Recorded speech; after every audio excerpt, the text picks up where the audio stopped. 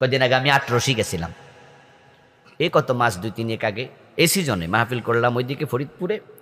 যাওয়ার পথে ভাবলাম যে এই দরবারে কোনোদিন আসি নাই, রাস্তা যেহেতু কাছাকাছি যে দেখে যাই। তো আমার ড্রাইভারের বললাম গাড়ি ঢুকাও। তা আমি দেখতে গেলাম। এখানেও মুরিদ থাকতে পারেন, মাইন্ড করেন না, আমি জাস্ট বুঝাচ্ছি। থাকুন আপনি আপনার জায়গায় থাকেন, আমি মাথায় বাড়ি দেব না, জাস্ট বলছি। আমি সেখানে গেলাম, যে দেখতে গেলাম একটা কামিল মাদ্রাসা সেখানে আছে, দরবারটা একটু দেখে যাই। আমি ঢুকলাম, ঢোকার সময় আমাকে গেটে দারোয়ান বলল জুতা খোলেন। তা আমি একটু হালকা বিতর্ক করলাম, বললাম ভাই জুতা খুলতে হবে কেন? আরে খোলেন, এটা নিয়ম। তো আমি বললাম ভাই জুতা তো মসজিদের ভিতরে হাতে করে টরিকা নেওয়া যায়, আর এনে একটু মাড়ির মাঝে আটমু। যা কইছি শোনেন, তো জুতা খুলে লাইলাম। ঝগড়া করলে আবার মাইন নিদে কত যায় না, ওই এলাকায় তো আর আমি হুজুর না। তারপরে আবার ঢুকলাম, গেলাম, মাগরিবের নামাজ পড়লাম মসজিদে। মাগরিবের নামাজ পড়ে তারপরে আবার ঘুরতে বের হলাম। আমার 2 চোখ সাক্ষী, আমার সাথে আমার ড্রাইভার এবং আমার সফর সঙ্গী সাক্ষী।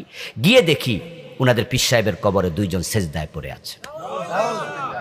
আমার সাথে ওই মাদ্রাসা ছাত্র ছিল 2-3 জন, তারা আমাকে সঙ্গ দিচ্ছে। তারপরে এবার আমি ওদেরকে বললাম এই এগুলো কি হচ্ছে? ওরা তখন ওই লোকদেরকে যাই ধরছে ধৈরা সেজদার মাঝে, মিয়া ওঠেন ওঠেন, সেই সেজদা করেন কেন? মসজিদে নামাজ পড়েন। এবার আমাকে একজন ছাত্র ইঙ্গিত দিয়ে দেখালো, হুজুর দেখেন এখানে লেখা আছে সাইনবোর্ডে কবরে সেজদা দেয়া নিষেধ। আমি তখন দেখলাম যে আরে লেখা তো আছে। আচ্ছা, এখন আমার প্রশ্ন কি আবার শোনেন। আমার প্রশ্ন হলো, আমি যখন জুতা নিয়ে ঢুকছিলাম সেখানে যেমন দারোয়ানে আমার জুতা খোলাইয়া ছাড়ছে, শুধুমাত্র কি তারা লিখে দিলে পারতো না যে জুতা নিয়ে ঢুকবেন না? কথা বুঝলে জবাব দিয়েন। ওখানে তো দরজায় লিখে দিতে পারতো গেটের মাঝে জুতা নিয়ে ভিতরে প্রবেশ করা।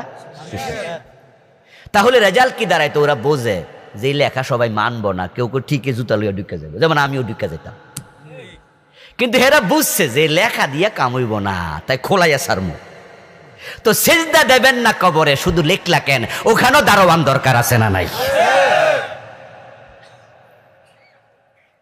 কিন্তু সেখানে দারোয়ান নাই, শুধু লেখে দায়িত্ব শেষ। কেউ মানত করবে, কেউ সেজদা দেবে, যার যা মনে চায় তাই করবে। শুধু লেখা দিয়া তোমার আন্তরিকতা বোঝা যায় না। যদি সত্যি তুমি কবরে সেজদা পছন্দ করতা, সেখানেও লাঠিওয়ালা দারোয়ান রাইখা দিতা। আচ্ছা, এবার আপনাদের কাছে আমি মাসলা জানবো। আপনারা তো কিছু মাসলা বোঝেন না তা তো না। আচ্ছা, যদি জুতা পায়ে দিয়ে আমি ওই মাদ্রাসার ওই আঙ্গিনায় ঢুকতাম, রাস্তা কিন্তু রাস্তা নর্মাল রাস্তার কথা বলতেছি, ভিতরে এমন না যে সবটা পাকা, মাটির রাস্তা। আচ্ছা, জুতা নিয়ে মাটির রাস্তায় ঢুকলে কোনো গুণ হইতো? আচ্ছা, কবরে সেজদা দিলে গুনাহ হয়? ছোট গুনাহ না বড় গুনাহ? ঈমান থাকে না যায়? তো জুতা খোলাটা বেশি জরুরি না সেজদা বন্ধ করা বেশি জরুরি? ওই ব্যাপারে কি উদ্যোগ নিয়েছে তারা? আমাদের মিরপুরে শাহালি মাজার আছে। শাহালি মাজারের পাশে একটা বিশাল মসজিদ।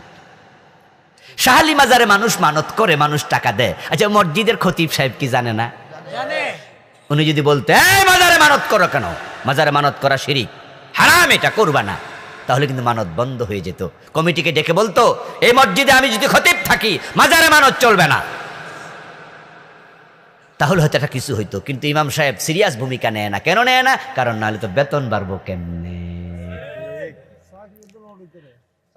বন্ধু আমার দোস্ত পিছনতে একজন কইতাছে, হুজুর শুধু বেতন বাড়া তো পরের মাসলা, চাকরিটাও চলে যেতে পারে। তাহলে চাকরি বাঁচাইতে, পেট বাঁচাইতে, বেতন বাড়াইতে ওই শিরিক যে ব্যক্তি সহ্য করে তার ঈমান থাকবে কেমনে?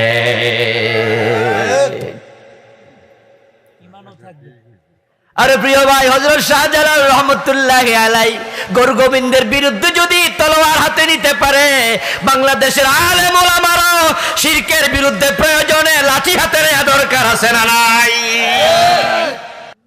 আমার বন্ধু, শিরক করলে ঈমান যাবে। শিরক আসছে চারদিক থেকে, বইয়ের ভিতরে ঢুকছে শিরক। হিন্দুদের মূর্তি পূজা হবে, হিন্দুরা দুর্গা পূজা করবে, এটা তাদের ব্যাপার, আমরা মানা করব না। ইসলাম বলেনি মানা করতে। ইসলাম বলছে লাকুম দীনুকুম ওয়ালিয়া দিন, লা ইকরাহা ফিদ্দিন, ধর্ম নিয়ে বাড়াবাড়ি করো না। কিন্তু আপনারা যদি হিন্দুদের দুর্গা পূজা আসলে স্লোগান দেন, যেটা বইতে ঢুকাইয়া দিছে, ধর্ম যার যার, উৎসব সবার, এমন স্লোগান বাংলাদেশে এখন আছে না নাই? এটা যে বিশ্বাস করবে তার ঈমান শেষ। কারণ কোরআনের স্লোগান হলো লাকুম দীনুকুম ওয়ালিয়া দিন, ধর্ম তোমারটা তোমার, আমারটা আমার। তাহলে দুইটা এক না আলাদা? বলুন, হিন্দু মুসলমান ধর্ম এক না আলাদা? তাহলে স্লোগান হবে ধর্ম যার উৎসব তার। শিরিক চলছে অ্যাভেলেবেল, যেখানে একটা মাজার আছে সেখানে শিরকের বাজার মিলে যায়। ও দোস্ত আমার, মুসলমানের সন্তানেরা যখন মেলায় যায়, বাজারে যায়, তখন আমরা দেখি টিয়া ফাকির কাছে হাত গনায়।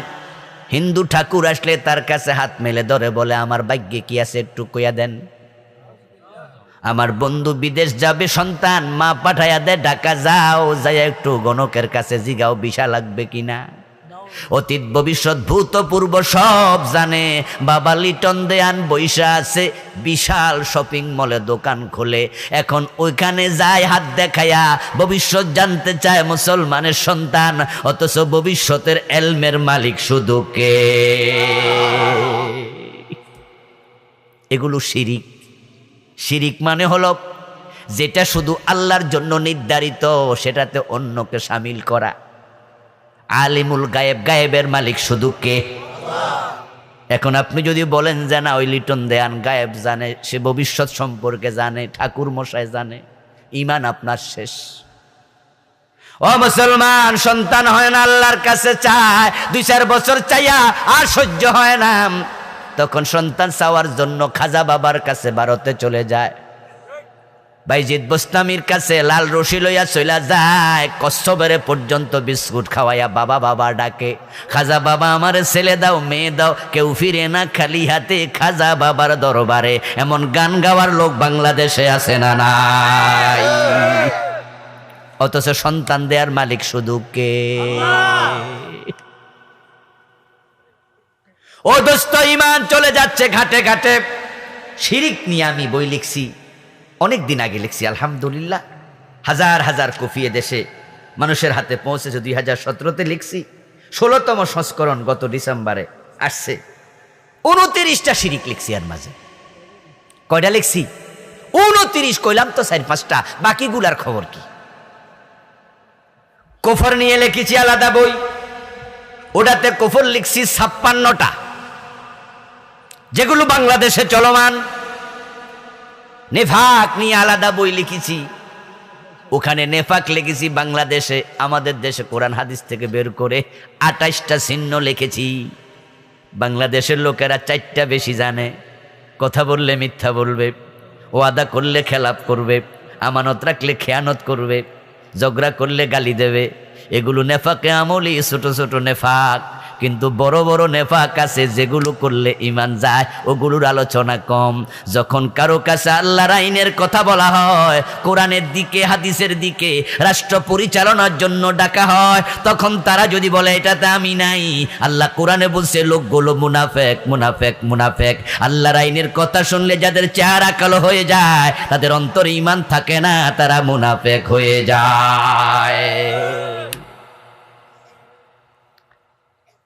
আমার সামনে তো অনেকে আছেন মসজিদে গিয়ে আল্লাহকে মানবেন, কিন্তু আদালতে আল্লাহর আইন যে লাগবে এ বিষয়ে কথা কইলে আপনার আর মজা লাগবে না।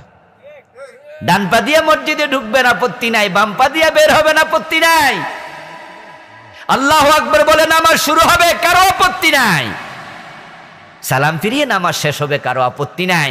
ইমাম মাগরিবের ফরজ 2 রাকাত পরে ভুলে সালাম ফিরাইছে, একটা মুসল্লিও ফিরাবে না, উল্টা লোকমা দেবে। সবাই আল্লাহকে মানে, কিন্তু আবার সেই মুসল্লিগুলো আদালতের চেয়ারে বসে যখন বিচার করে, আল্লাহর আইনে একটা বিচারও আর করে না। আমাদের কুমিল্লা জজ কোর্ট আসেনি? ম্যাজিস্ট্রেট সাহেব, জজ সাহেবেরা জোহরের নামাজ পড়তে যায়, 2 রাকাত পড়ার পরে ইমাম সাহেব ভুলে আত্তাহিয়াতু না পইরা সোজা হইয়া খাড়ানো শুরু করছে। পেছন দিয়া জজ সাহেব লোকমা দিয়ে দিছে, কারণ 2 রাকাত পড়ার পরে আত্তাহিয়াতু পড়া ওয়াজিব। ওয়াজিব হুজুরে ছুটে গেছে, জজ সাহেব লোকমা দিয়া বুঝাইছে, হুজুর রাসূলের সাথে আপনার এই নামাজ মিলে না, আমি নিলাম না, আমি লোকমা দিলাম, সংশোধন করলাম। যখন হুজুর এবার উনার লোকমা নিল, নামাজ শেষ করলো, এরপরে নামাজের পরে জজ সাহেব আদালতে বসলো। চুরির মামলার শুনানি চলছে, এখন চুরির মামলার শুনানিতে চোর ধরে হাত কাটার রায় দেয়া নফল না ফরজ? জজ সাহেব কি চোর ধরে হাত কাটা রায় দিছি কোনোদিন? উনি জেলে পাঠিয়ে দিল, 3 বছর 6 মাস, 1 বছর 2 বছর জেল দিল। আমার প্রশ্ন হলো, উনি না হুজুরের ওয়াজিবে লোকমা দিল, নিজের ফরজের খবর কি? আচ্ছা, শরীয়তে গুরুত্ব কি ওয়াজিবের বেশি না ফরজের বেশি? 40টা বছর, 50টা বছর, 30টা বছর জজ হইয়া, ম্যাজিস্ট্রেট হইয়া, আদালতের বিচারপতি হইয়া রায় দিল, আল্লাহর আইনে 30 বছরে একটা রায় কিছু মানবা না, তুমি মুমিন না। উদখুলু ফিস সিলমে কাফা। ঈমান বাঁচাতে হলে শিরিক ছেড়ে দিন। 29টা শিরিক আমি লিখেছি, জানবেন, পড়বেন, পড়াবেন। 56টা লিখেছি কুফর, জানবেন, জানাবেন, ছাড়বেন। মুনাফিকের আলামত গুরু লিখেছি, পড়বেন, জানবেন। কত লেখকের রাইটারের বই আছে, পড়বেন। আর আমল বাঁচাতে হলে 2টা কাজ করবেন। সংক্ষেপে বলে আমি আমার কথা শেষ করব, হুজুর নসিহা করে আখেরি মুনাজাত দেবেন। 2টি কাজ করলে আমল বাঁচবে না। নেক আমল না থাকলে জান্নাত পাওয়া কঠিন। হারাম খাবেন না, হারাম খাইলে আমল কবুল। 5 ওয়াক্ত নামাজ পড়ো, তো সুদে টাকা লাগায় এমন লোক কি আসেনি?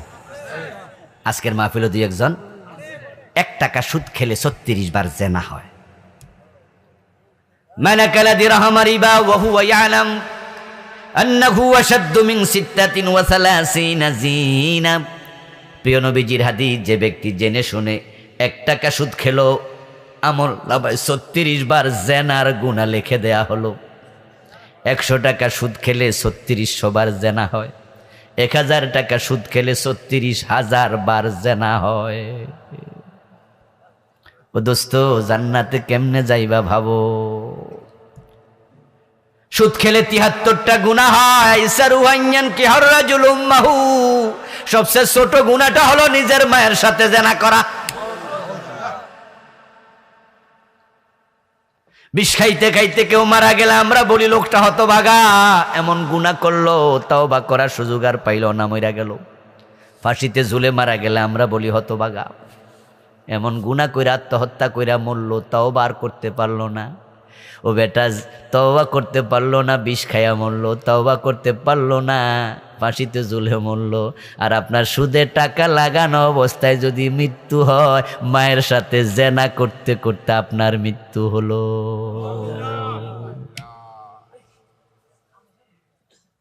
হারাম ছেড়ে দেন, হারাম ছেড়ে দেন, হারাম ছেড়ে দেন। অফিসে ঘুষ খায়, ফাইল আটকাইয়া সিগনেচার করে, প্রতি সিগনেচারে 500,000। আবার এই বেটা গোশের টাকা পকেটে লইয়া মসজিদে খাড়াইয়া আজান কি জানি নিয়ত বাইন্দা কই ইয়াকা নাবুদু, আল্লাহ আমনের গোলামি করতেছি। আল্লাহকে গোলাম, পকেটে এগুলো কি? আমি দেখি না তুমি কি লই আইছো পকেটে? গোশের টাকা দিয়া যায় নামাজ কিনে খাড়াইয়া নামাজ পড়ে এমন লোক আছে। আরে ভাই, নামাজে 13টা ফরজ, 3টেই তো পবিত্রতা। 1 নম্বরে শরীর পাক, 2 নম্বরে কাপড় পাক, 3 নম্বরে নামাজের। তো তুমি হারাম খাইলে শরীর পাক হইলো কেমনে? কাপড়ে হারাম থাকলে কাপড় পাক হইলো কেমনে? গোশের টাকা, সুদের টাকা দিয়ে যায় নামাজ কিনছো, মসজিদ বানাচ্ছে টাইলস দিয়া, আপনার মার্বেল পাথর দিয়া, গোশের টাকা, সুদের টাকা দিয়ে সব নাফাক করে ছেড়ে দিতেছে। এই হলো একটা। আরেকটা হলো বেদাত করবেন না। বেদাত করলে আমল কবুল। রাসূলুল্লাহর শাফাত পাবে না। হাসরের ময়দানে বেদাতিকে আল্লাহর নবী সহকান বলে তাড়াইয়া দেবে। হাউজে কাউসারের পানি থেকে বেদাতিরা বঞ্চিত হবে। বাংলাদেশে আলেম ওলামারা বেদাত করে, সাধারণ মানুষের কথা বাদ দেন। ডজন ডজন বেদাত সমাজে ঢুকে গেছে। এ বিষয়ে আমার আলাদা লেখা বই আছে। 39টা লেখছি, বাংলাদেশ 38টা চলমান বাংলাদেশ। আপনি জানেন কি আপনি বেদাত করছেন? স্টাডি করেননি, জানবেন না। স্টাডি করলে জানবেন বেদাত হচ্ছে এমন কোন আমল করা যে আমল রাসূল করে নাই, সাহাবারা করে নাই। হাই হোসেন যখন করে শিয়ারা, আমরা বলি এই মিয়া সব কেন করো? রাসূল করেনি, সাহাবারা করেনি। আবার আপনি যখন ইল্লাল্লাহ ইল্লাল্লাহ জিকির করেন, আমি বললাম যে ভাই আপনি যেটা করলেন, রাসূল কি ইল্লাল্লাহ জিকির করেছে, সাহাবারা করেছে? একটা হাদিস প্লিজ। তখন বলে না, ইল্লাল ইসকির হাদিস তো আছে।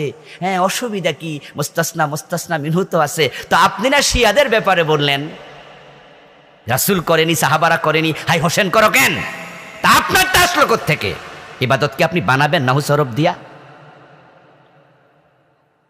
আল্লাহর নবী 2 জন সাহাবীকে আজান শিখিয়েছে। 2 জন ছিল রাসূলের মুয়াজ্জিন, হযরত বেলাল আবু মাহজুরা রাদিয়াল্লাহু তাআলা আনহুমা, দুইজনকে আজান শিখিয়েছেন আল্লাহু আকবার। আর আপনি আজানের আগে দুরূদ শরীফ ঢুকাইয়া দিলেন, আসসালাতু ওয়াসসালামু আলাইকা ইয়া রাসূলুল্লাহ। কি মজা! আমি বললাম দোস্ত এখানে দুরূদ তো হাদিসের কিতাবে পাই নাই। আপনি বললেন হুজুর অসুবিধা কি, দুরূদ শরীফ তো ভালো জিনিস। আমি বলবো তাই নাকি? তোমার যুক্তির নাম বুঝি ইসলাম হয়ে গেছে। আহা, কথা বলে নাই বাবা, কাউকে আঘাত দিয়ে কথা বলতে নাই। নো, আমরা কাউকে আঘাত দিতে আসিনি, জাস্ট চিন্তার জগতে একটু আলোড়ন তৈরি করা দরকার, ঠিক কি না? কারণ যারা করে তারা তো আমারই ভাই, তারা তো আমার ভাই। তার বাবা আদম, আমার বাবা আদম, সে আমার মুসলিম ভাই, সে কালেমাওয়ালা ভাই।